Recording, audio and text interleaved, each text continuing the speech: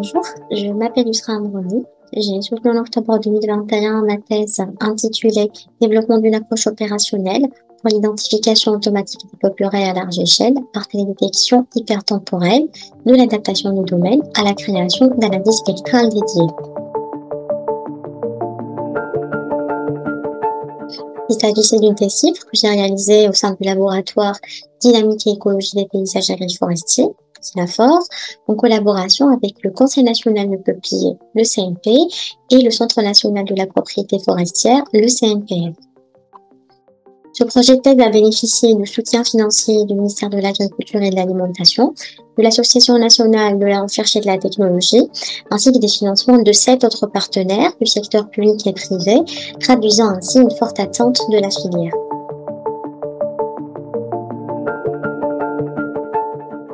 Donc, cette thèse a été montée pour répondre à un besoin émanant de la filière peuplier, qui est confrontée à une grande incertitude concernant la surface des peupleraies en France,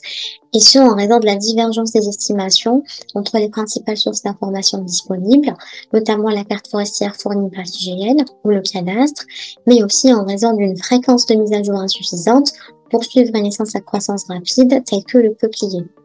Le contexte actuel d'arrivée des nouveaux satellites d'observation de la Terre et de la mise à disposition d'images inédites de part de leur couverture globale, mais aussi leurs caractéristiques spatiales, spectrales et temporelles, a été favorable et pertinent pour répondre à cette problématique et réaliser un suivi régulier de la ressource populicole sur de grandes étendues.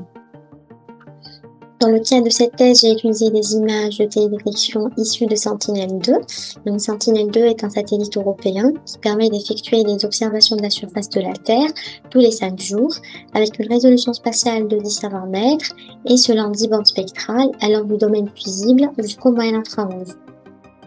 Dans mes travaux, j'ai été confrontée à des contraintes qui sont principalement liées à l'échelle, puisque l'objectif était de développer une méthode opérationnelle permettant d'identifier les peupleraies à l'échelle nationale.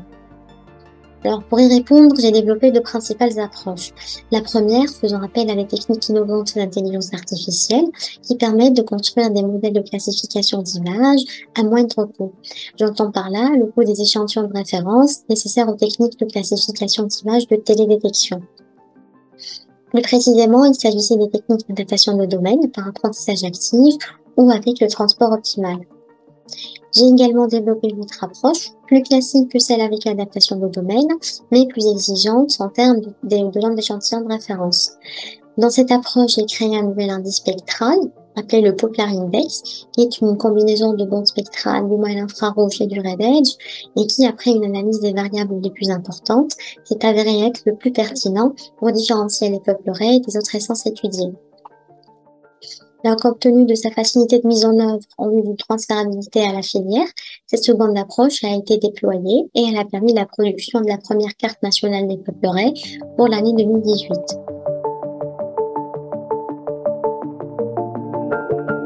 Cette thèse était un véritable défi puisqu'il s'agissait de produire de nouvelles connaissances comme dans tout projet de recherche, tout en répondant à un besoin concret avec de fortes attentes et avec la volonté d'aller jusqu'au bout de la démarche en fournissant un produit opérationnel.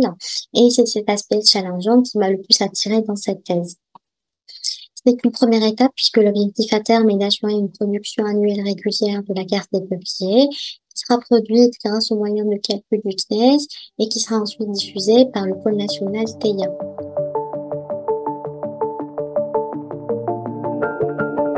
Alors aujourd'hui, le partenariat se poursuit entre l'INAFOR et le CNP-CNPF sur d'autres projets, en particulier le projet Sulfossate, qui porte notamment sur l'estimation de la biomasse dans les peupleraies.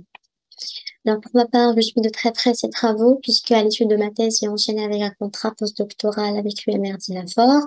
qui porte sur l'analyse des séries temporelles d'images historiques pour la détection de changements dans les paysages, notamment une vision des approches par apprentissage profond.